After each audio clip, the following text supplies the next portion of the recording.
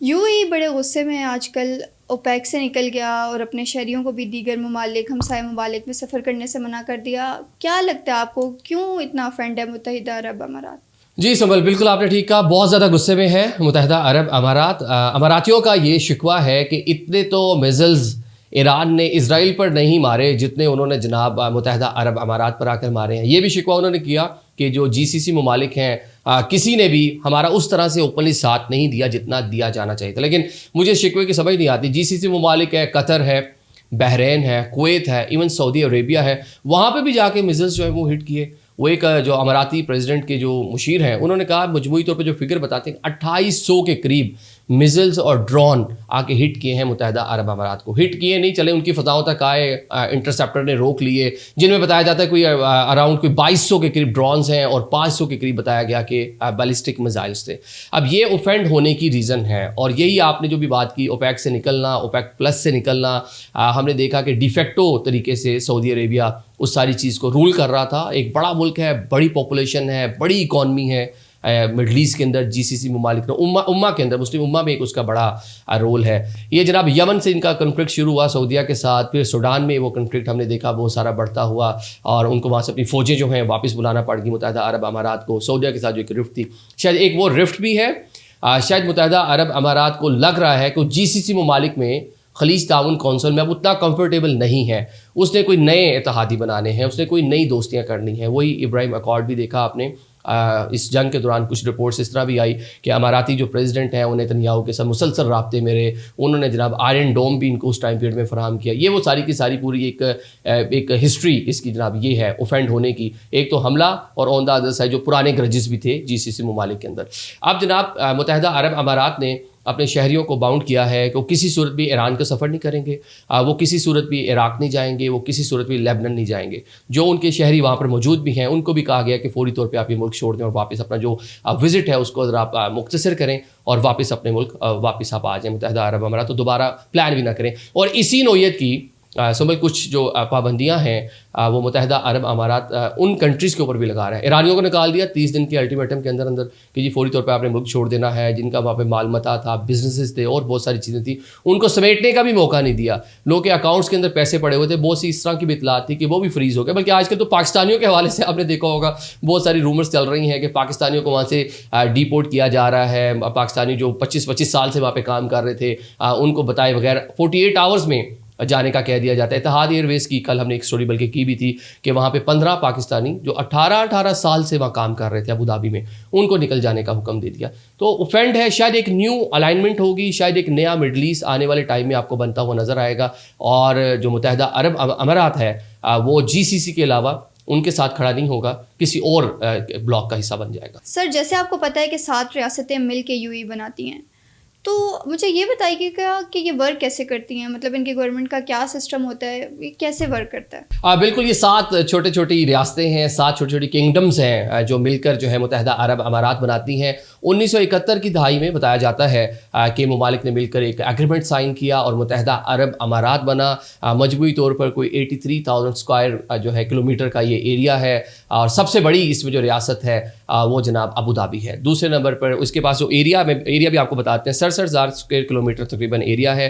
4100 سے کچھ زیادہ اسکوائر جو کلومیٹر ہے وہ دبئی کے پاس دوسری بڑی ریاست. پھر اس کے بعد تیسری بڑی ریاست جو ہے وہ شارجہ ہے. پھر آگے عجمان ہے، فجیرہ ہے، راس الخیمہ ہے. مطلب 7 چھوٹی ریاستیں مل کے متحدہ عرب امارات بناتی ہیں. اب ان کا جو گورنمنٹ کا جو سسٹم ہے، جو اسٹرکچر ہے، ایک تو سپریم کونسل ہوگی. سپریم کونسل میں جتنے 7 کے 7 یہ ریاستیں ہیں ان کے جو امیر ہیں، اب یہ بادشاہ اپنی جگہ موجود ہے اپنی ریاست کا، لیکن مل کر متحدہ عرب امارات بناتے ہیں. تو جو سپریم کونسل ہے، جتنی بڑی آپ کا لینڈ ہے، جتنا بڑا آپ کا ایریا ہے، اسی کے مطابق آپ کی اہمیت ہے. سب سے بڑی ریاست جو ہے ابو دھابی ہے. تو ابو دھابی کا جو امیر ہے، امیر ابو دھابی، وہ ملک کا صدر ہوگا.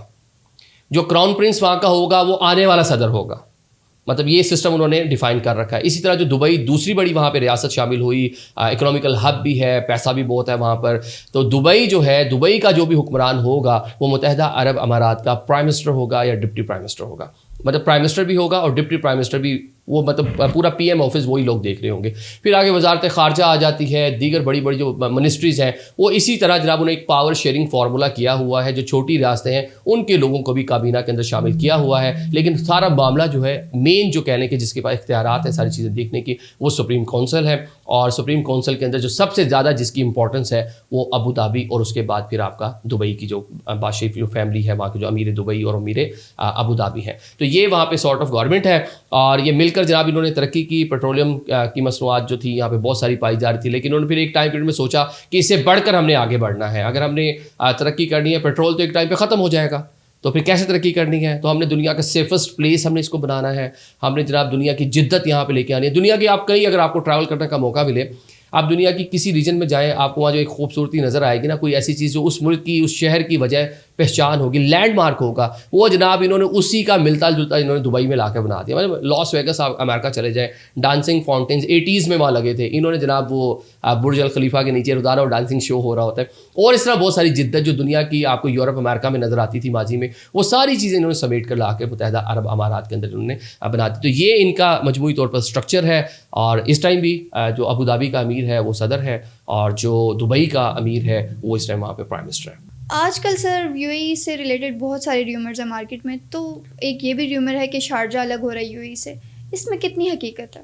वैसे बहुत सारी रूमर्स हैं मुत्तहिदा अरब अमारात को लेकर आजकल। तो जिसका जो दिल कर रहा है, अमूमन जो लोग व्लॉग्स बना रहे हैं, जो लोग सोशल मीडिया कंटेंट बना रहे हैं, जिसका जो दिल कर रहा है ना, अपनी मर्ज़ी के मुताबिक वो ख़बरें दिए जा रहा है। अब शारजा तीसरी बड़ी रियासत जो मुत्तहिदा अरब अमारात का हिस्सा है।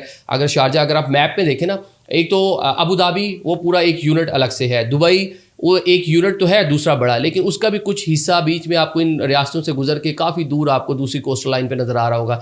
इस तरह शारजा है, अजमान है, फुजेरा है, ये तकसीम है। ऐसा नहीं कि बिल्कुल पूरा एक ही एरिया है इस मुल्क के पास, मतलब एक जो स्टेट मिल रही है। मतलब एक फुजेरा का इलाका ये है, फिर बीच में आपको शारजा नज़र आएगा, फिर आके फुजेरा नज़र आ जाएगा, फिर रासो खैमा नज़र आ जाएगा, इस तरह करके जो सबसे छोटी रियासत है रासो खैमा। अब जनाब शारजा तीसरी बड़ी रियासत है। ये बताया जा रहा है कि सऊदी इन्फ्लुएंस, बिलाशुबा जीसीसी ममालिक के ऊपर जो सऊदी इन्फ्लुएंस है, सऊदीया की जो एक पावर उसके पास मौजूद है, एक बड़ा मुल्क जिसका मैंने शुरू में भी कहा, एक बड़ी लैंड और एक अमीर मुल्क, और वैसे भी अल्लाह पाक ने जो उसको एक मुकाम दे रखा है मुस्लिम उम्मा में कि हमारे मुक़द्दस मकामात वहाँ पर मौजूद हैं। सऊदीया का इन्फ्लुएंस तो है। अब ये जो डिफरेंट जो 7 रियासतें मिलकर मुत्तहिदा अरब अमारात बनाती हैं, इन रियासत के जो उमरा हैं, जो अमीर हैं, जो बादशाह हैं, उनके सऊदी अरेबिया के साथ डिफरेंट नौइयत के ताल्लुकात हैं। ये बताया जाता है कि शारजा के अमीर हैं उनके बहुत अच्छी टाइज हैं, सऊदीज़ जो हैं, सऊदीज़ क्राउन प्रिंस हैं, जो दीगर जो लोग हैं वहाँ पे बड़े अच्छे मरासिम हैं। तो इसको लेकर एक स्पेकुलेशन है, अगर मुत्तहिदा अरब अमारात इसी तरह एक सोलो फ्लाइट के चक्कर में है, जीसीसी से निकल जाएगा, खलीज ताउन काउंसिल से, अरब लीग के बारे में उसको खदशात हैं, या वो आगे चलकर इसराइल के प्रो इसराइल अभी भी कुछ वहाँ पे जज्बात हैं, या मज़ीद उनके टाइज मजबूत होते हैं। जिस तरह हमें ये भी बताया गया कि इस जंग के दौरान इजरायली फ़ौजी भी वहाँ पर आए, लैंड किया, उन्होंने सिक्योरिटी देखते रहे। तो जो दीगर जो हमसाए छोटी छोटी रियासतें हैं जो मिलकर मुत्तहिदा अरब अमारात बनाती हैं, उनमें कुछ तहफ़्फ़ुज़ात भी पाए जा रहे हैं। मुसलमान हैं, गज़ा में जो कुछ हुआ आपने देख लिया, लेबनान में जो कुछ कर रहा है इसराइल आपने देख लिया, एक्सपेंशन उसका नज़रिया है। वहाँ पर अमरीकी सफ़ीर ने कहा ये तो मुक़द्दस ज़मीन सारी है ही इसराइलियों का हक़, ये तो पूरा अरब जो है ये तो है ही इसराइलियों का, ये मुक़द्दस ज़मीन है, बनी हमारे लिए है, ज्यूज़ के लिए, मुसलमान तो यहाँ पे काबिज़ हैं।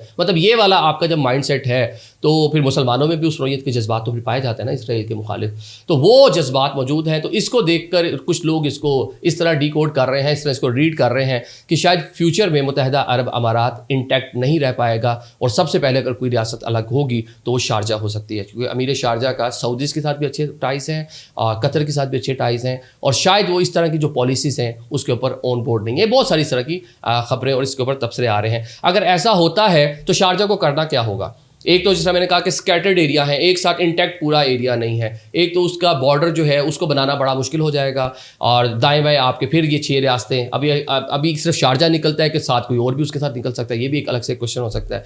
फिर हमसाया मुल्क कौन होंगे? हमसाया ममालिक तो वही दुबई होगा, वही अबू धाबी होगा।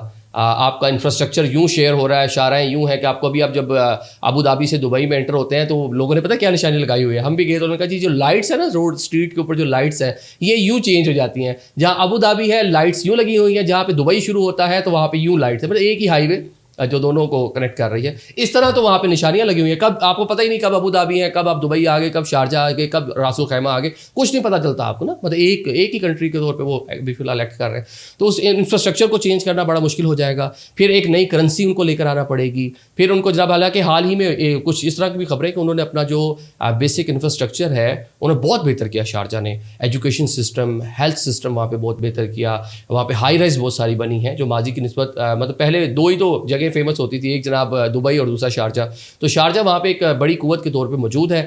اگر آگے چل کر اس طرح ہوتا ہے تو ہو سکتا ہے کہ وہ یو اے ای سے, متحدہ عرب امارات سے نکل جائے اور ایک الگ سے کنٹری اپنے آپ کو ڈکلیئر کرے لے. پھر ایک نئی کرنسی بنانا, پھر ایک نئے ملک کے طور پہ اپنے آپ کو منوانا, پھر نئے ریلیشنز بنانا ایک ٹف کام ہوگا. تو شاید اتنا آسان نہیں ہوگا کرنا چاہیں کر سکتے ہیں, لیکن شاید کرنا اتنا آسان نہیں ہوگا. اور شاید کسی ٹائم پیریڈ پہ متحدہ عرب امارات کی قیادت کو جب فیل ہو کہ ہم تقسیم ہو رہے ہیں, یو اے ٹوٹ رہا ہے, تو وہ بھی اپنے بہت سارے جو ڈیسیجنز ہیں اس کو ریوزٹ کریں.